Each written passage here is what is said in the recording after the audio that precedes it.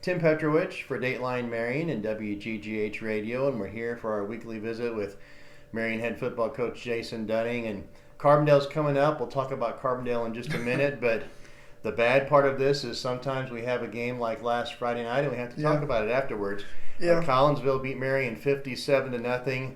I think a lot of people are looking at that game and trying to say, what's wrong with the Wildcats? A lot of people are overlooking the fact that Collinsville brought an all-state quarterback in who played like an all-state quarterback. Yeah, I think, which I think that's probably the best way to sum it up. And when one team it was struggling a little bit and not at full strength, and the other team is on fire, there's not a whole lot you can do. I saw one stat.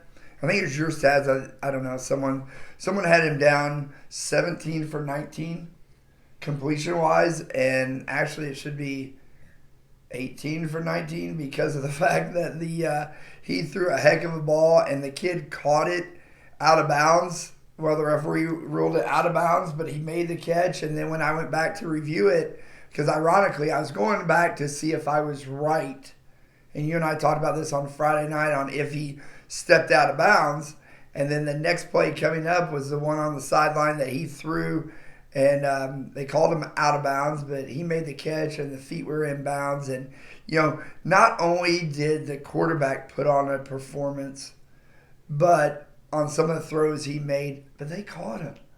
Yeah, they caught everything, and even on the plays where,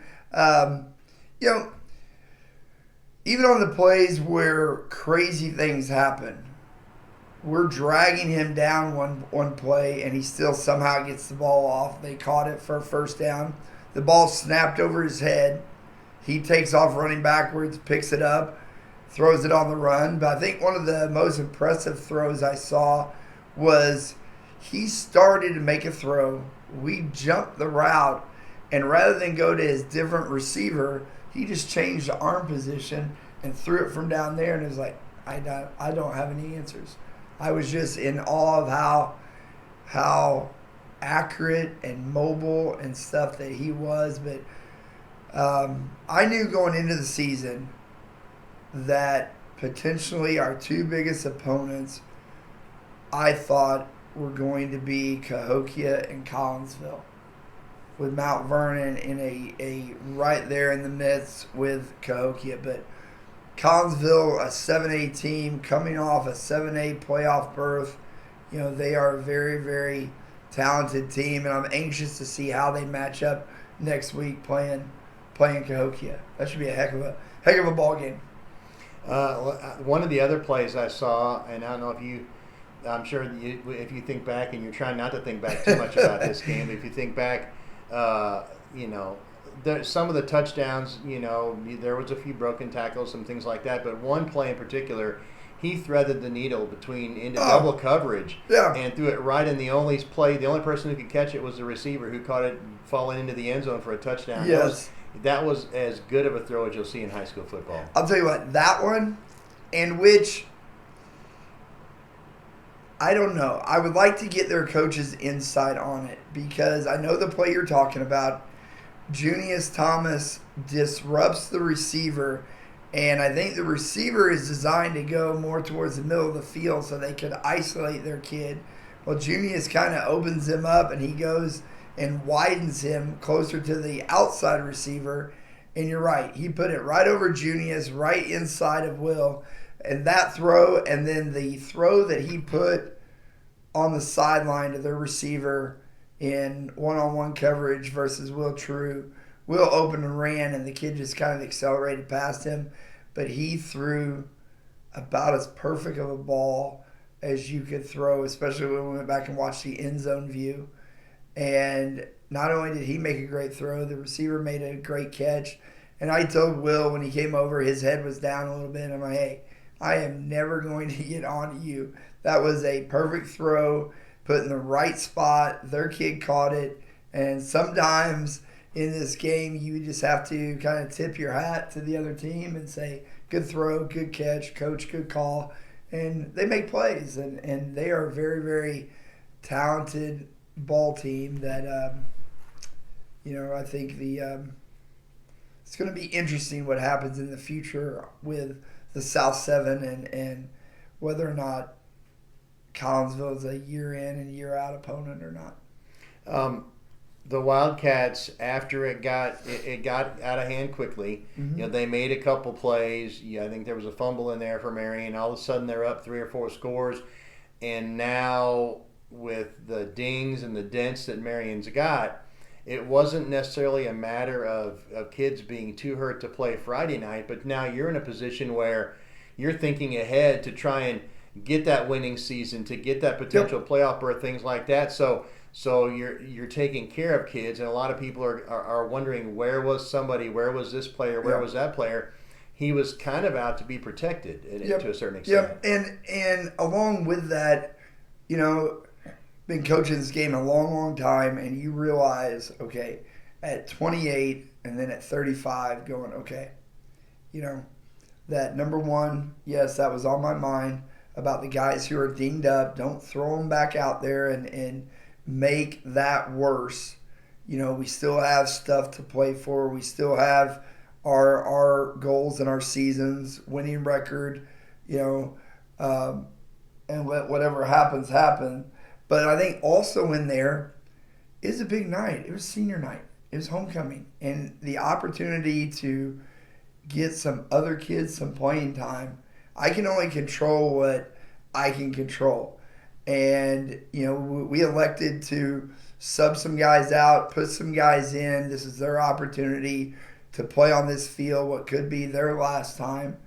And, going, and if they score, they score. At that point, 57-0 is not something that I want to see, but, is 50-14 better and kids not get to play and you run the risk? No, I don't think that's the case. And trying to, like Jordan, for instance, Jordan really wanted to play, but it was a situation was the benefits of him playing going to outweigh the consequences of what we have left to play for this season. And I didn't think that was a risk worth taking. And, it ends up being what it is. And it's still, whether you lose by, you lose by 5 or you lose by 57, it still goes down the same in the record book, still a loss. But I think protecting those kids, getting them another week of recovery, increases our odds of winning potentially these last 2 ball games. And I think that's the decision that had to be made, and I made, and I stick by it. And they're a talented team. That's something else that people don't think of. There are a lot of seniors in this program that don't get a whole lot of playing time. They come out and they put the work in. They practice every day. They play on scout teams, things like that. So for them to be able to get out there, their parents are here for senior night, and for them to be able to get out there and play a little bit in a varsity contest has got to mean a lot to them. It means a lot, and we've got some things that we do in the program that are not publicized or not out there. They're within our family kind of confines. And one of the things that Coach Martin started years ago, and I'm going to stick with it, is at the team meal. Now we do it at the team meal prior to senior night. So Thursday night, we had the kids come in. After we get done eating, we find somewhere where we can go and talk.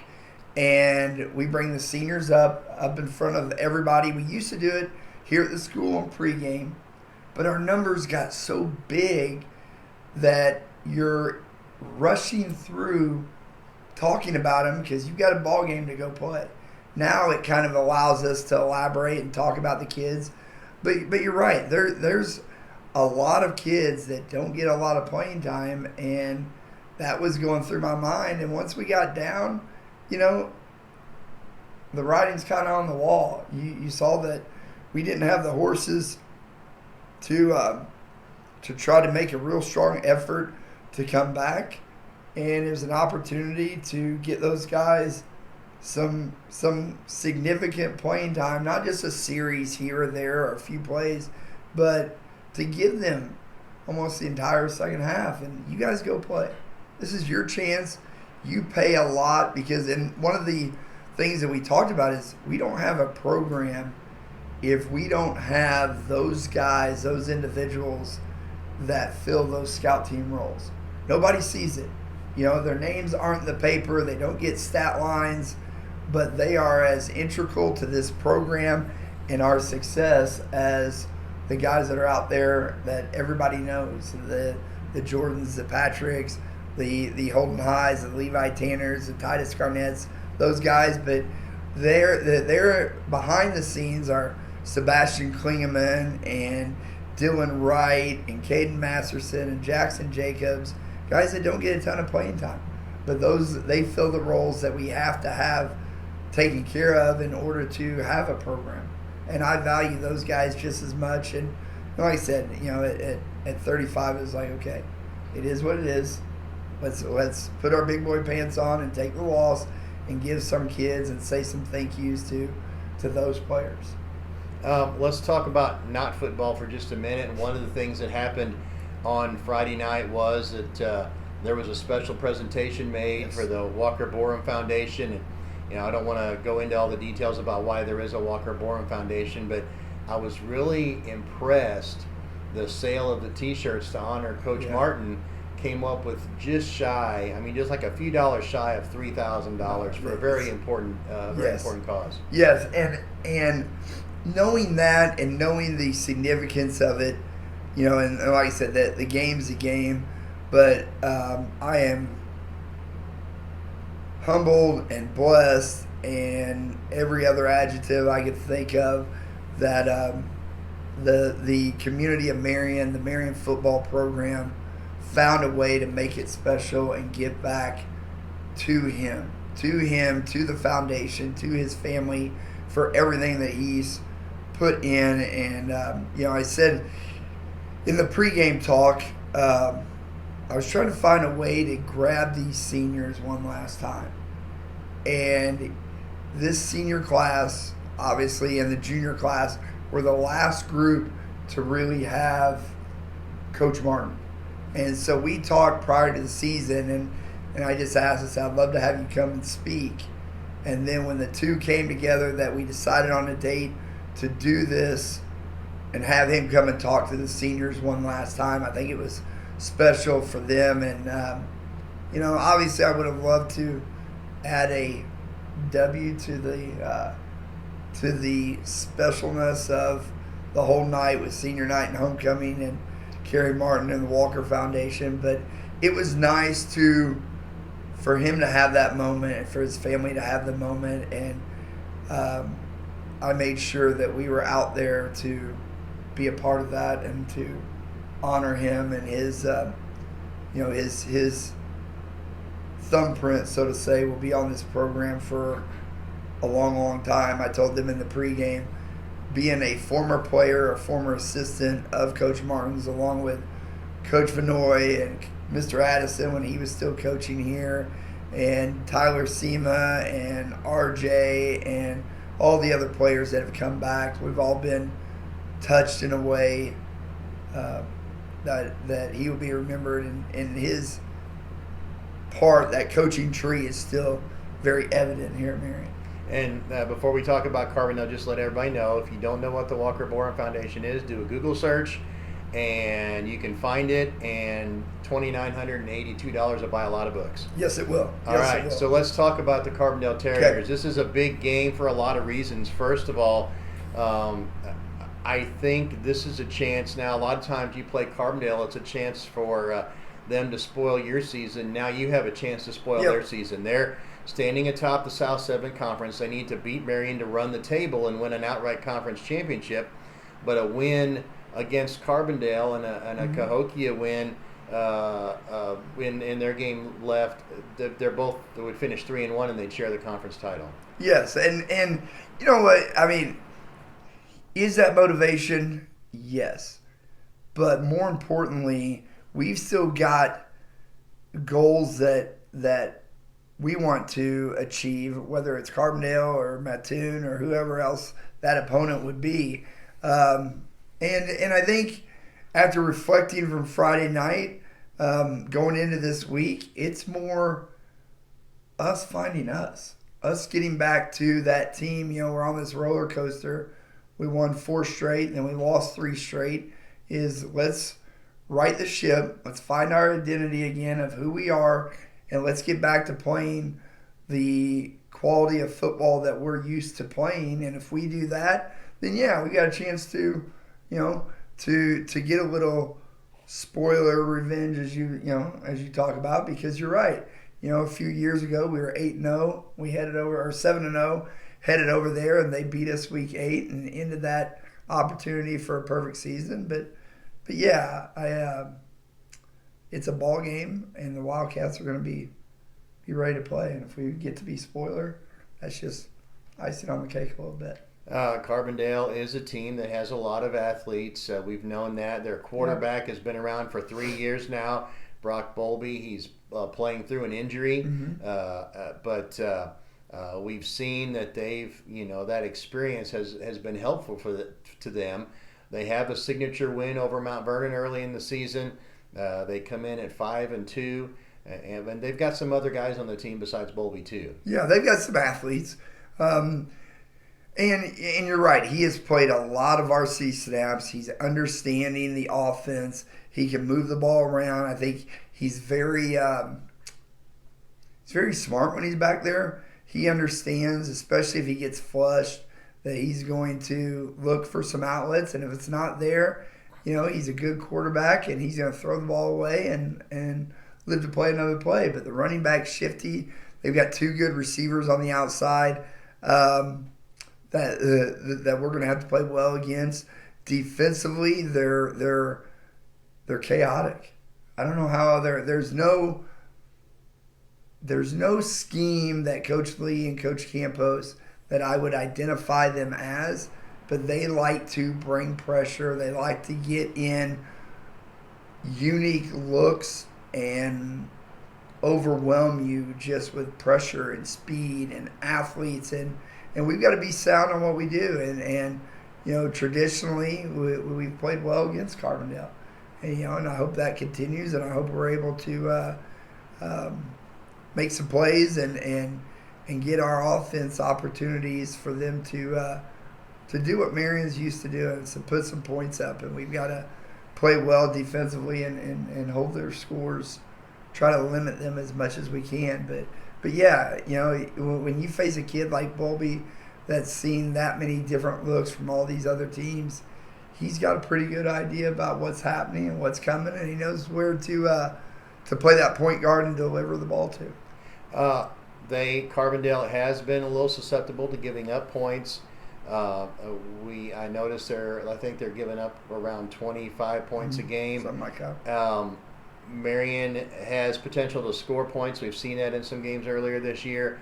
And I'm going to say this, traditionally, there's been a lot of points put up in this game.